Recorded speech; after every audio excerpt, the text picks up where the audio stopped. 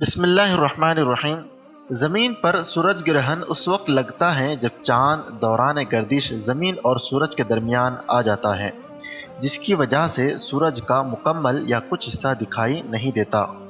اس کی وجہ سے چاند کا سایہ زمین پر پڑتا ہے، چونکہ زمین سے سورج کا فاصلہ زمین کے چاند کے فاصلے سے 400 گنا زیادہ ہے۔ گرہن کے موقع پر چاند سورج کو مکمل یا کافی حد تک زمین والوں کی نظروں سے چھپا لیتا ہے۔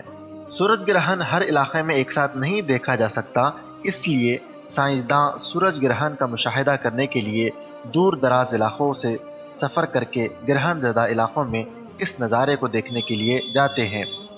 مکمل سورج گرہن ایک علاقے میں تقریباً 370 سال بعد دوبارہ آ سکتا ہے، اور زیادہ سے زیادہ اس کا وقفہ 7 منٹ 40 سیکنڈ تک برقرار رہتا ہے۔ البتہ جزوی سورج گرہن کو سال میں کئی دفعہ دیکھا جا سکتا ہے۔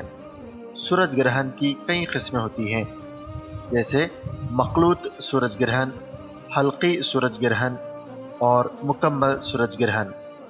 سورج گرہن کو قدیم و جدید مذاہب میں خدا کی نشانیوں میں سے ایک نشانی سمجھا جاتا ہے، جبکہ بعض مذاہب میں اسے منحوس بھی سمجھا جاتا ہے، اور بعض کے نزدیک سورج کا گرہن لگنا اللہ کے بندوں سے ناراضگی کی نشانی بتائی جاتی ہے۔ اسلام میں سورج گرہن کے حوالے سے بتایا گیا ہے کہ سورج اور چاند اللہ کے متعین کردہ راستے پر چل رہے ہیں۔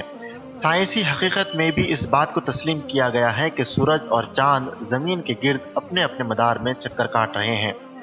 سورج گرہن کے وقت اللہ کے نبی حضرت محمد مصطفیٰ صلی اللہ علیہ وسلم صلاۃ کسوف یعنی نماز خوف پڑھتے، صدقہ و خیرات کرتے اور اللہ سے خوب دعائیں مانگتے تھے۔